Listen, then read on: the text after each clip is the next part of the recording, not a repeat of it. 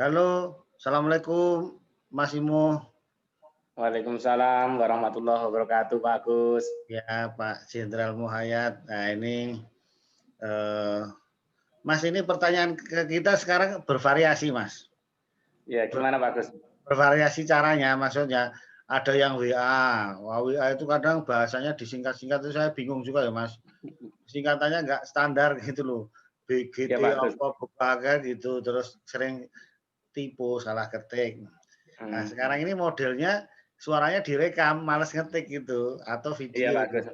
Heeh. Yang ini direkam Mas suaranya. Jadi sampai dengarkan baik-baik, nanti kita diskusikan, kita jawab Mas. Ya. Sebentar Mas. Ini biar variasi nih. Dengarkan ya Mas ya. Assalamualaikum Pak Gus. Selamat pagi Pak Gus. Dengarkan Mas Imo. Pak Gus dan keluarga diberikan kesehatan dan dimurahkan Dengar Pak. rezeki. Begini Pak Gus, saya mau curhat sedikit Pak Gus. Selama ini saya telah melakukan rekomendasi pemupukan yang seperti Pak Agus anjurkan.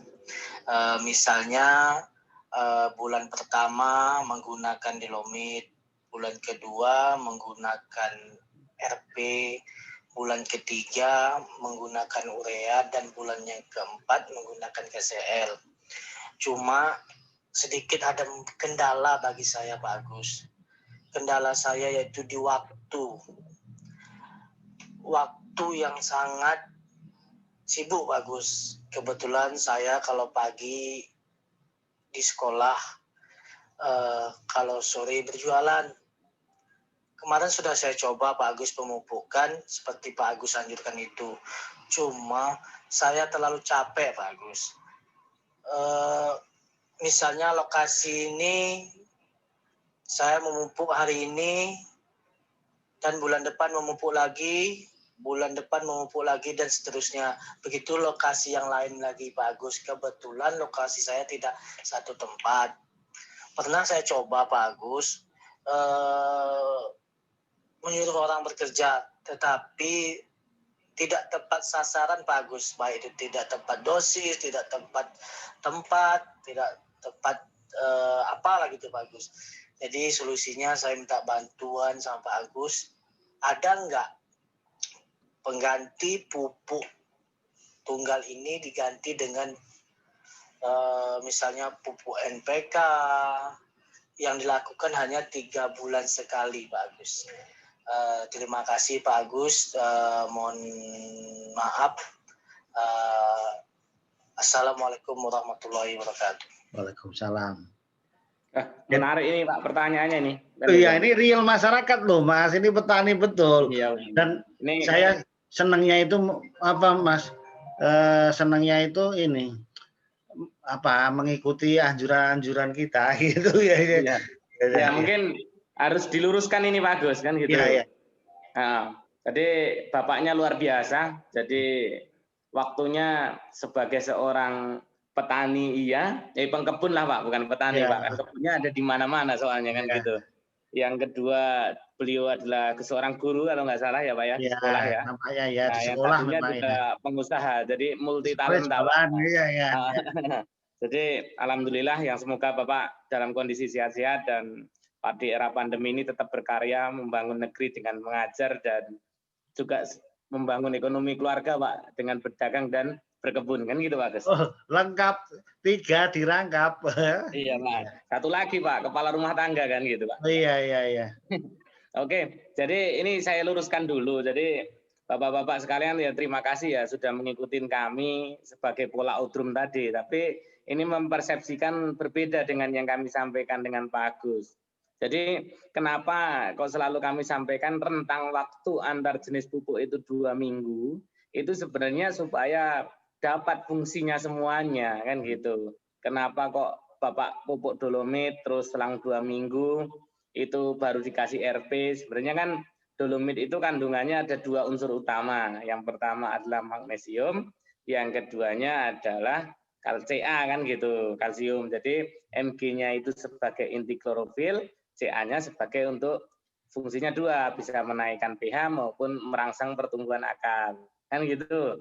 Nah, kalau 2 minggu itu sudah terbentuk, sudah terjadi, dan perkembangan akar ini kan akar tersier sama kuarter. Makanya setelah waktu 2 minggu harus masuk RP, kan gitu. RP ini selain juga memperbanyak akar-akarnya, juga sebagai ATP, adenosine trifosfatase yang sebagai tenaga energinya untuk batang, akar, dan lainnya. Baru 2 minggu lagi dikasih urea itu, tujuannya untuk daun, kan gitu. Kita baiki fase vegetatif daunnya supaya klorofilnya semakin optimal. Baru dikasih kalium selang 2 minggunya. Jadi Bapak Ibu sekalian jangan 1 bulan selangnya, jadi 2 minggu. Nah, Mas itu karena gini Mas, dulu karena 2 minggu dia nggak sanggup, makanya waktunya ya mulur. Pak, maksud saya ya makanya. Jadi kalau memang tidak sanggup, pilihan keduanya itu harusnya adalah dolomit, baru pupuk majemuk, kan gitu. Kan gitu bagus. Jadi selang waktu itu kalau memang kan pupuk itu kan selalu kita sandingkan ada 4T Pak Agus. Tepat jenisnya, tepat dosisnya, tepat caranya, dan tepat waktunya. Nah ternyata kita pakai odrum nggak bisa tepat waktu, maka kita beralih ke DN Pak Agus, dolomit dan NPK, kan seperti itu. Nah sekarang ya Bapak tidak perlu menunggu 4 bulan, jadi sekarang masih sudah banyak Pak pupuk-pupuk yang di pasaran, tapi Bapak jangan keliru. Misalkan Bapak yang mudah di pasaran itu ada pupuk 13627, itu silahkan Bapak gunakan, kan gitu. Jadi Bapak bisa dengan dolomit dulu, mungkin kalau tanaman sekitar, ya Pak? Itu kalau boleh mereknya apa, kalau saya sering diprotes petani, diomong-omongkan gitu, nah, kami mencarinya apa, tanyanya ke Bapak bolak-balik gitu. Ya, betul Pak. Jadi mohon maaf karena konten ini dilihat semakin banyak produsen juga jenis pupuk saya tidak menyebut mereknya. Tapi Bapak nanti silakan japri ke saya mereknya apa banyak Pak. Tapi sebagai gambaran umum yang di pasaran nasional sekarang itu ada pupuk pelangi, ada pupuk mahkota, ada pupuk pupindo, ada pupuk vertindo, ada pupuk pusri juga ada. Semua ini semuanya bisa digunakan. Yang penting komposisinya 13627. Ini silahkan digunakan. Nah nanti kalau Bapak nggak jelas, tapi kalau umur tanaman Bapak di bawah 10 tahun dengan menggunakan dosis dolomit 6 bulan ini Pak, dosis 6 bulan itu 1,5 kilo, kemudian diikuti dengan NPK 2,5 sampai 3 kilo, itu sudah kategori baik. Nanti 6 bulan lagi Bapak hubungi kami, Bapak kirimkan foto-fotonya, kirimkan ke kami. Tapi mohon maaf, selang waktu antar pupuk itu usahakan 2 minggu supaya kita dapat hasilnya. Kenapa? Yang kita inginkan ini kan serapan haranya optimal. Nanti kalau dibandingkan Pak, selisih sebulan kan juga bisa diserap. Iya, tapi yang kita cari kan efektivitas serapan optimal Pak Agus. Seperti itu. Jadi Bapak silakan bisa, kalau kesulitan menggunakan pupuk tunggal, silakan Bapak gunakan pupuk dolomit dan majemuk, kan seperti itu. Nah ini timbul pertanyaan lagi Pak Gus, Pak di NPK itu kan sudah ada dolomitnya 4% gitu. Apa tetap pakai dolomit? Ya tetap, hanya dosisnya nanti pasti akan lebih kecil daripada pupuk yang tunggal tadi Pak Gus, seperti itu. Ya. Mas ini Bapak ini yang tanya kan udah lama tanya ke saya, jadi mau menerapkan, tapi kan karena mau diterapkan apa dikerjakan orang lain tadi nggak tepat itu loh Mas, makanya dikerjain sendiri ya putus tadi, capek nggak sampai. Iya. Jadi kan ya, betul. Salah satunya pertanyaannya gini Mas, itu ada pertanyaan lain sebenarnya. Jadi kan karena nggak sanggup, kan yang pupuk tunggal tadi kan, karena kan sering tanya ke saya, kalau petani kan saya bilang pupuk tunggal efisiensinya lebih bagus, apa sering tanya gitu saya. Terus itu Pak dari sekian itu yang boleh dicampur mana itu? Jadi kalau dolomit jangan dicampur Pak. Ini kalau yang urea, KCl biar menghemat tadi tenaga tadi waktu yang itu kalau kami campur mana yang boleh Pak? Gimana itu Mas? Ya, jadi gini Pak. Jadi kalau bedakan antara pupuk NPK yang pasaran sama pupuk campur. Silahkan Bapak mau mencampur pupuk campur, tapi bahayanya yang pupuk campur resikonya adalah higroskopisitas Pak. Jadi higroskopis itu bisa basah pupuk yang ini kawannya kan gitu Pak campurannya. Nah otomatis kalau sudah basah kena hujan akan mudah tercuci, itu kan kerugiannya. Berbeda karena kalau seumpamanya pupuk NPK yang ada pasaran itu ada dua bawaannya, ada karirnya, ada karir bawaannya itu untuk gabungkan bagus kan medianya, ada kariernya, kemudian ada fillernya kan gitu. Misalkan lihat dicampurkan ataupun kemudian di coating dulu baru dicampurkan seperti itu. Jadi kalau Bapak beli tunggal digabung-gabungkan dan itu juga membutuhkan biaya yang banyak, mending Bapak beli pupuk NPK jadi yang sudah di filler ataupun di coating sama produsennya, tinggal naburkan kan gitu, nggak usah susah-susah kan gitu.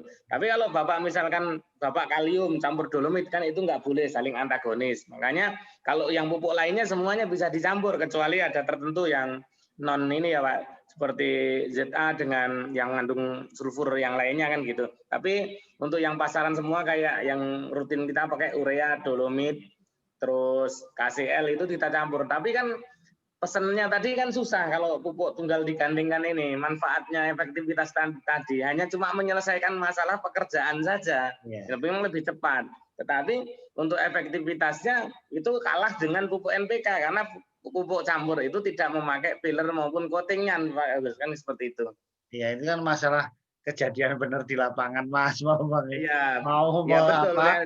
Kami yang sudah terjadi, Pak Darsian, oke, nggak ada masalah. Tapi kedepannya akan lebih cerdas ataupun lebih enak memilih pupuk yang sudah tersedia, udah di pasaran, udah enak, nggak usah susah-susah kan gitu. Gitu Pak. Ya itu tadi lah, makanya petani ini kan diskusi mau yang benar mana ternyata nggak tercapai, mana solusinya ya. Ini kan hal yang menarik. Jadi dulu kan memang begitu Mas, awal mulanya dari masalah waktu ini. Iya, kan harusnya 2 minggu jadi sebulan, oh ini kurang bagus, itu pun nggak tercapai. Mau nyampur pupuk campur, nanti kurang bagus. Terus tadi kan terus tanya apa itu tadi NPK-nya NPK apa yang bisa mudah-mudahan itu bisa terkerjakan sendiri ya gitu Mas. Iya ini bagus. Sekarang udah lebih murah itu Pak. NPK yang 13, 6, 27, 4, 0,65 B. Jadi udah nggak perlu ngasih boron lagi. Efisiensi magnesiumnya juga sudah dikurangi karena sudah ada MG-nya kan juga lebih mudah Pak Agus. Jadi lebih mudah di pasaran dan kita tinggal pilih kan gitu. Iya.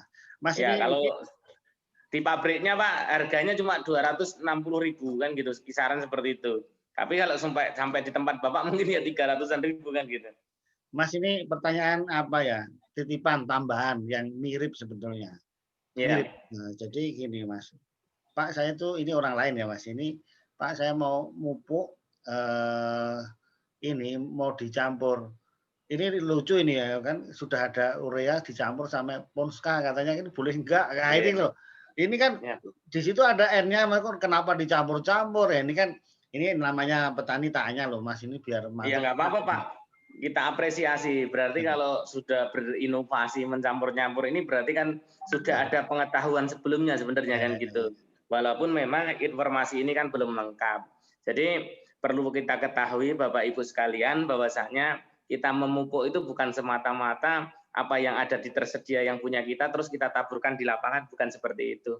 Tapi yang kita pupukkan itu filosofinya adalah memberikan unsur hara kepada tanaman dengan sasaran tanaman sehat dan produksi tinggi kan gitu. Jadi semua makan itu berdasarkan taraf hara yang berada di tanah.